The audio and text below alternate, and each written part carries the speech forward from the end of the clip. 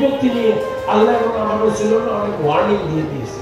তো ওয়ার্নিং গুলা দেখেও যদি আমার মগজে না ঢুকে আমি সব চালাও করা করি, বিদেশিরা অলরেডি অনেক লেখালেখি হচ্ছে। আপনারা জানেন আজকাল ইন্টারনেটের কারণে, সোশ্যাল মিডিয়ার কারণে কোনো কিছু গোপন থাকে না। সত্য মিথ্যা বানাইয়ে তারা আরো 10 দিন 5 গুণ 50 গুণ করে বাঙালি জাতিকে, আমাদের ইসলাম ধর্মকে কলঙ্কিত করতেছে তারা। ঠিক না? ঠিক।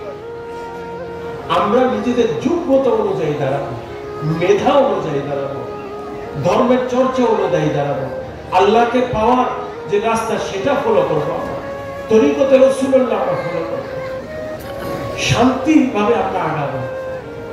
এত মুসলমান দেশ আছে, আপনি যদি বলেন আমি মুসলমান ভাই আমি আসবো, আপনারা কেনাই ঢুকতে দিবে না। যোগ্যতা অনুযায়ী আমাদের জায়গা করে নিতে হবে। সেটা ধর্ম, কর্ম, কর্ম, পরিবার, পরিজন, শিক্ষা দীক্ষা সবকিছু দিয়েই আমাদের সেই যোগ্যতা অর্জন করতে হবে। মূর্খ থাকতে তো আমার রাসূলুল্লাহ বলেন, ঠিক, মূর্খ থাকতে তো আল্লাহ আপনাকে বলছে জ্ঞান অর্জন করো তোমরা, নারী পুরুষ সমানভাবে জ্ঞান অর্জন করো।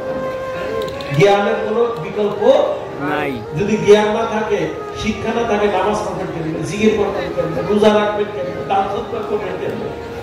ব্যাককল হইতে তো মুসলমান বানায় নেই আল্লাহ, ব্যাককল হইতে তো মাইজবান্ডারি বানায় আপনার।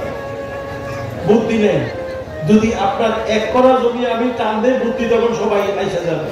কোরআন সুন্নাহ নিয়ে খালি বুদ্ধি নেই, পড়তে পারি না, জানতে পারি না।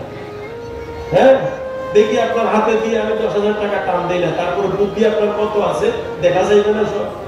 হ্যাঁ, টাকা নিয়ে মারামারি, জমি নিয়ে মারামারি, কিন্তু আল্লাহ রাসূলের এগুলা নিয়ে আমার কোনো পরোয়া নাই। আমি অশিক্ষিত, আল্লাহ আমাকে মাফ করে দিবেন।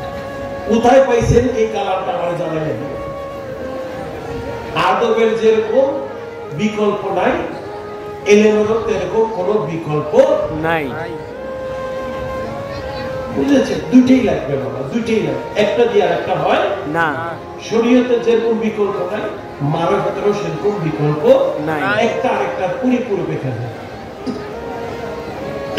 বুঝেছেন? এবং মনে রাখবেন যে আল্লাহ প্রতিটা হুকুম, আল্লাহ প্রতিটা ইবাদতের একটা শরীয়তের রূপ আছে, যেরকম মারফতের রূপও আছে। নামাজ খালি শরীর দিয়ে উঠা বসা করলে হবে না, অন্তর থাকতে হবে আল্লাহর কাছে, ঠিক, কাল দিতে হবে হুজুরি খান, আমার রাসূলের প্রেম ভালোবাসা আদব থাকতে হবে। ওনার মতো উনি যেভাবে শিক্ষা দিয়েছেন হুজুরের কাল দিয়ে নামাজ পড়তে, সে হবে সহি সালাত আদায়কারী। বুঝেছেন? ঠিক। তাই এসব ঝগড়া, গীবত, গিল্লা, মারামারি, বোঝাবুঝি সাইরা যে যার ভাবে কারেন একসাথে আসে। সমাজে যত ফিতনা আছে, যত বিভেদ আছে, এগুলা কোরআন সুন্নাহর মাধ্যমে, আলেম ওলামার মাধ্যমে, আল্লাহর ওলিদের মাধ্যমে, দরবারগুলোর মাধ্যমে যেন আমরা একটা সমাধানে আসতে পারি। জাতি হিসেবে, একটা মুসলমান জাতি হিসেবে যেন মাথা তুলে ঐক্যের সাথে দাঁড়াতে পারি। কারণ আমি মাথা তুলে আরেকজন আমার মাথা যাবে, এটা কার, আবার আরেকজন এসে তার মাথা ধরবে, এটা মনে হবে। এইভাবেই তো চলতে আছে আমাদের দেশে, তাই না? খুলে কোন চ্যানেল, ধর্মীয় চ্যানেল খুলে গালাগালির একটা বাহার, কি লাগে এগুলো করে? কোথায় পাইছে? কোরআন সুন্নাহতে এগুলা নাই।